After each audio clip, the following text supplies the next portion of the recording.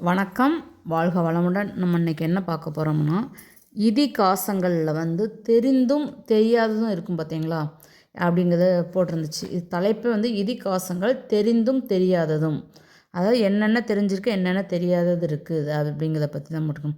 இது இதிகாசங்கள்னால நம்ம ராமரை பற்றி தான் சொல்லக்கூடிய கதை தாங்க. ராமரை பற்றி ஒரு சின்ன ஒரு கதை சுருக்கத்தை சொல்லிவிட்டு அது தெரிந்தும் தெரியாதுன்னு சொல்லலாம். ராமாயணத்தின் கதையே எப்படின்னா, அயோத்தியின் இளவரசரான ராமர் அழகான இளவரசி சீதாவை மணந்திருக்காருங்க. சீதாவை மணந்து அதன் பிறகு ராமருடன் சேர்ந்து அவரது மனைவியும் மற்றும் சகோதரர் லட்சுமணனும் 14 ஆண்டுகள் மாற்றந்தாய் சதி திட்டத்தினால அவர் நாடு கடத்தப்பட்டார்கள். அப்படி இருக்கும்போது ஒரு காட்டில் தங்கி இருக்கும்போது தான் சீதையை கதை வரணும்ல, ஏதாவது ஒரு கதை வரணும்ல, அதுக்காக தான் தங்கி இருக்கும்போது சீதையை ராவணனால் கடத்தப்பட்டிருக்காங்க. அப்படி ராவணனை கடத்தும் போது தான் ராமர் குரங்குகளின் படையுடன் சீதையை தேடி வந்தார். அப்போது சீதை இலங்கையில் இருக்கிறாள் என்று தெரிய வந்தவுடனே ராமர் தன் படையுடன் சென்று ராவணனையும் கொன்று சீதையும் காப்பாற்றி சீதையை தனது கற்பை நிரூபிக்க தீயில இறங்கினாள். அவள் உண்மையானவள் என்பது தெரிந்ததும் அவள் என்பதால் நெருப்பை அவள் ஒன்றும் செய்யவில்லை. அவள் தன் கற்பை நிரூபிக்கணும்னு சொல்லி தீயில இறங்கினப்போ தீ அவளை ஒன்றுமே செய்யலை. அப்படி செய்யலைன்னொன்னே எல்லாரும் அவ்வளோ ஒரு சக்தி வாய்ந்த தாய் தானே சீதை அப்படின்னு சொல்லி மக்கள் உணர்ந்திருக்காங்க. அப்படி நெருப்பே அவளை ஒன்றுமே செய்யலை. அதன் பிறகு தான் ராமர் ஒரு நீதியான ஆட்சியை அந்த நாட்டிற்கு பொற்காலத்தை தந்திருக்காருங்க. இது எப்படின்னா, விஷ்ணுவின் அவதாரமான ராமர் இந்த இதிகாசங்கள் நாயகன்கள் காவியத்தின் நாயகனே அயோத்தி மன்னரான தசரனின் மூத்த மகன் இவர் ஒரு நல்லொழுக்கமான இளவரசன்க மற்றும் மக்களால் மிகவும் நேசிக்கப்பட்டவர். இவர் மாற்றந்தாய் கைகேயின் சதி திட்டத்தினால அவர் அயோத்தியிலிருந்து நாடு கடத்திட்டாங்க. இதனால சீதை ராமரின் மனைவி மற்றும் மிதிலை மன்னர் ஜனகாவின் மகளும் ஆவாள். சீதை என்றாலே பெண்ணின் தூய்மைன்னு சொல்லுவாங்க, நல்லொழுக்கத்தின் அடையாளம்னு சொல்லுவாங்க. லட்சுமணன் ராமரின் தம்பிங்க.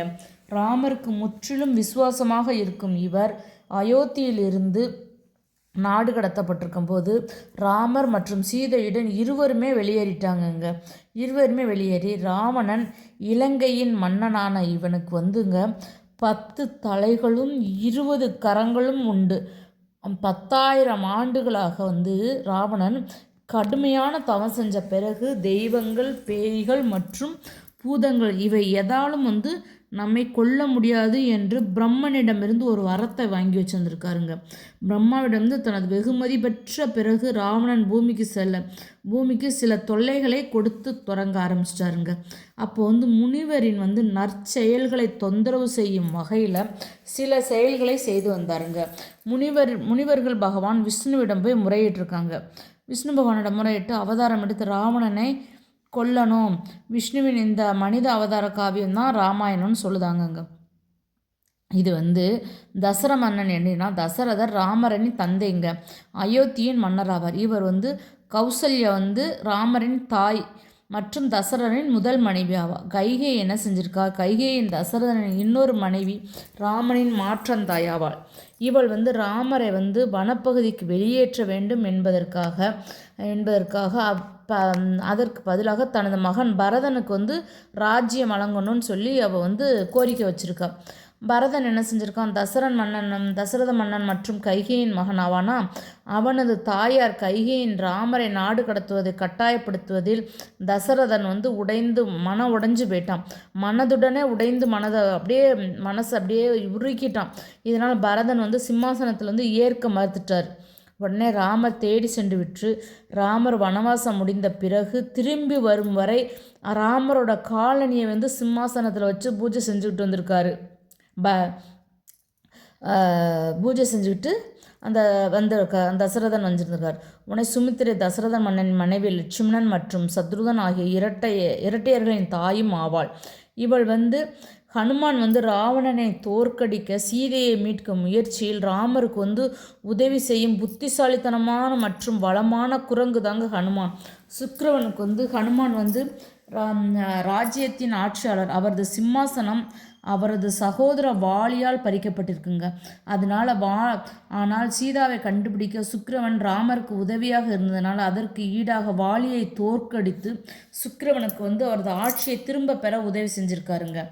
இது இந்திய கலாச்சாரத்தின் முக்கிய பங்கு. இக்காவியத்தின் கவிதை நிலை மற்றும் அற்புதத்தின் கதை தொகுப்பு தாங்க இந்த மிகச்சிறந்த இந்த ராமாயணம்னு சொல்லுவாங்க. இந்த ராமாயணத்தில் ராமாயணம் 1987-88 ஒருபலப்பட்டதுங்க. இந்த இதை எப்படின்னா இதிகாசங்களும் தெரியாதுன்னு தெரிந்ததுன்னு என்ன சொல்கிறாங்கன்னா, இவர் ராமர் தந்தை சொல்மிக்க மந்திரமில்லை என்ற கோட்பாட்டுக்கு இலங்க மேற்கொண்டு கானகம் செல்ல அவர் காட்டுக்கு செல்ல தயாராகிட்டாருங்க. அப்படி காட்டுக்கு செல்ல தயாராகும்போது கானகம் செல்லும்போது தன்னிடம் உள்ள பொருட்களை எல்லாத்தையுமே தேவைப்படுபவர்களுக்கு தானமாக கொடுக்கணும்னு சொல்லுவாங்க. அப்போ இவர் என்ன செஞ்சுருக்காரு, தானம் கொடுக்க முடிவு செஞ்சுட்டாரு. அனைத்தையும் தானமாகவே கொடுத்துட்டாரு. யாத்திரை செல்வதற்கு முன்பு தன்னிடம் உள்ள பொருட்களை தேவைப்படுபவர்களுக்கு எல்லாத்துக்குமே கொடுப்பதில் இதற்கு யாத்திரை தானம்னு சொல்லுவாங்கங்க. இந்த யாத்திரை தானத்தை அன்று முதல் வந்தவர்களுக்கு எல்லாத்துக்கும் யாத்திரை தானம் செஞ்சுட்டாரு. யாத்ரா என்ற வார்த்தை வட சொல்லுன்னு சொல்லுவாங்க. தமிழில் யாத்திரை என்ற பெயர். யாத்திரை செல்லும்போது சமயம் நம் ஊரில் இருந்து இன்னொரு ஊருக்கு பயணம் செய்கிறோம் என்பது. அப்போது பயணத்தில் தேவைப்படுகின்ற பொருட்களை மட்டும் கொண்டு செல்லணும். மீதி பொருட்களை எல்லாம் வீட்டில் பூட்டிவிட்டு தான் செல்கிறோம். வீட்டில் பூட்டிவிட்டு வைத்திருக்கும் பொருட்கள் பயணத்திற்கு பயன்படாது என்பதற்காக. அதுபோல இறைவன் இருக்கும் இடத்திற்கு பயணம் செய்ய புண்ணியம் மட்டுமே தேவை. அதனால் நம்மிடம் இருக்கும் எந்த பொருட்களையும் இறைவன் இருக்கும் இடத்திற்கு செல்லும். அதனால் பயணத்திற்கு உதவாது.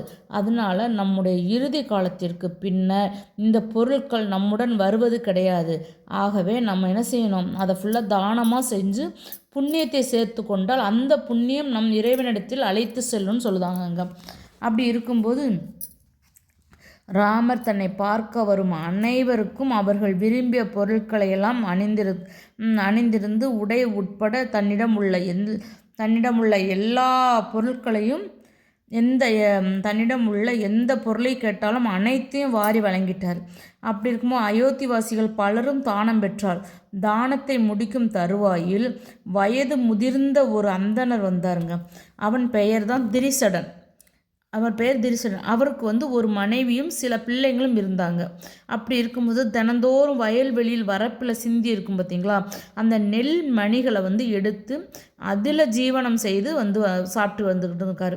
அப்படி இருக்கும்போது ராமர் வனவாசம் செல்லும்போது தன் உடைமைகளை எல்லாத்துக்கும் யாத்திரை தானம் செய்வதை கேள்விப்பட்ட அவரது மனைவி ஓடோடி தன் கணவனிடம் ராமர் காணாமல் செல்லும் முன்னு தனது பொருட்களை எல்லாத்துக்கும் யாத்திரை தானம் செய்தார். நீங்களும் போய் அவரிடம் போய் கேளுங்க, ஏதாவது ஒரு பொருள் நமக்கு தானமாக தருவாங்க.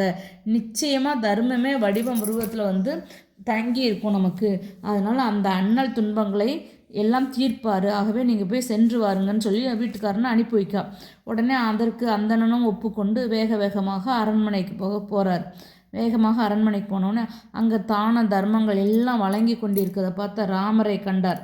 ராமர் எல்லாத்துக்கும் வழங்கிக்கிட்டு இருக்காருல, அதை பார்த்துக்கிட்டு இருக்காரு. உடனே ராமர் பணிந்து, தங்களின் புகழ் இப்புவி முழுவதும் பரவ உள்ளன. நான் மிகப்பெரிய குடும்பத்தின் தலைவன் அப்படின்னு சொல்லி திரிசடன் சொல்கிறான். அந்த குடும்பத்தின் மிகப்பெரிய தலைவன்.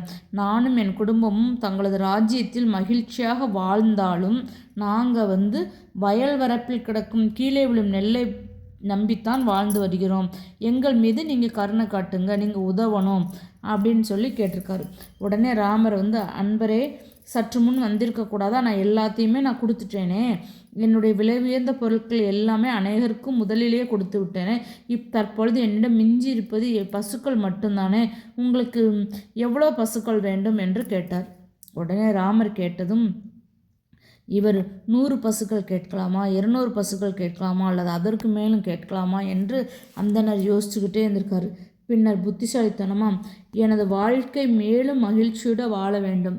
அதனால் எனக்கு எவ்வளவு தேவையோ அந்த அளவிற்கு நீங்கள் கொடுங்கள் என்று ராமரின் விருப்பத்திற்கு விட்டு விட்டார். ராமர் கடவுள் தானே, ராமர் விருப்பத்திற்கு விட்டு விட்டார். உங்களுக்கு தெரியும்ல, உங்களுக்கு எப்படி கொடுக்கணுமோ அப்படி கொடுங்கன்ட்டார். உடனே ராமரும், அந்தனரே, உமது கையில் உள்ள கொம்பை வீசி எறியுங்கள். அது எவ்வளோ தூரம் செல்கிறதோ அதுவரை உங்கள் பசுக்கள் அனைத்தும் உங்களுடையதாக்கி கொள்ளுங்கள் என்றார். உடனே அந்தனர் என்ன செஞ்சிருக்கார், விழிகள்லாம் அப்படியே கண்கள்லாம் மலர்ந்துருச்சு. அப்படியே சந்தோஷத்தில் நடக்கும் சக்தியற்ற நிலையில் இருந்த அவன் நிமிர்ந்து நின்று தன் இடுப்பில் இருக்கும் வஸ்திரத்தை அவிழ்த்து அதை வரிந்து கட்டி கொண்டான். தனது முழு பலத்தையும் திரட்டி ஒரு சுற்றி தனது கையில் இருந்த கொம்பை வீசி எறிந்தான். அது சரையு நதி கரையில் சரையு நதி கரைக்கு அருகில் சென்று விழுந்தது. அதனுடைய பேராசையை எண்ணி ராமர் சிரித்து கொண்டார். அவனுடைய பேராசையை எண்ணி ராமர் என்ன செஞ்சிருக்கார், சிரித்து கொண்டார். பொருளாசை தான் மனிதர்களை எப்படியெல்லாம் ஆட்டி படைக்கிறது. சக்தியற்ற மனிதனையும் பொருளானது எத்தகைய சக்தி வாய்ந்தவனாக மாற்றுகிறது என்பதை ராமர் தெரிந்து கொண்டார்.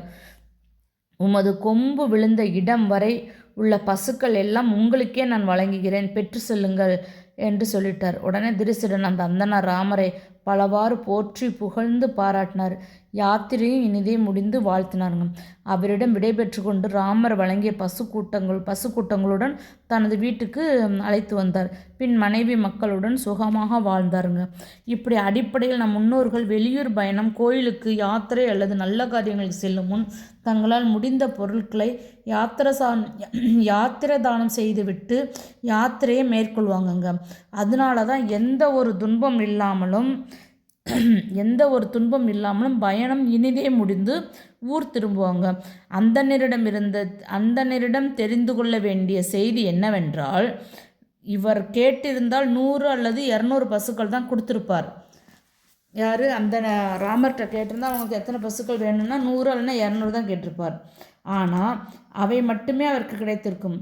இவர் ராமரிடம் எனக்கு என்ன வேண்டுமோ நீங்களே கொடுங்கள் என்று கேட்டதனால அவனுடைய சக்திக்கு ஏற்றாற்போல் அதிகமான பசுக்களே ராமர் கொடுத்திருக்கார். அதுபோல் தாங்க நம்ம இறைவனிடம் பிரார்த்திக்கும் போது நாம் அது வேண்டும் இது வேண்டும் என்று கேட்பதை விட்டுவிட்டு எனக்கு மகிழ்ச்சி கொடுக்கக்கூடியது எதுவோ நன்மையோ அதை நீ கொடு, எதுவோ அதனை எனக்கு கொடுங்கள் என்று நம்ம பிரார்த்தனை செய்வது தாங்க சிறப்பு. குழந்தைகளுக்கு எது நல்லது என்று தாய்க்கு மட்டும்தானங்க தெரியும். அதுபோல தாங்க நமக்கு எது நன்மை என்பது மகிழ்ச்சி கொடுக்கக்கூடியது அனைவருக்குமே தாயாக இருக்கும் இறைவனுக்கு மட்டுமே தாங்க தெரியும். அதனால் கடவுளிடம் நம்ம எது நல்லது அதை மட்டும் கொடுன்னு சொல்லி நம்ம கடவுள்கிட்ட கேட்டோம்னா கண்டிப்பாக இறைவன் நமக்கு நல்ல செயல்களும் நல்ல சக்தியும் தாங்க கொடுப்பார். ஆரோக்கியத்தை நமக்கு கொடுத்தாலே நம்ம சக்தி வந்துடும், உழைப்பு வந்துடும், எல்லாமே வந்துடும்.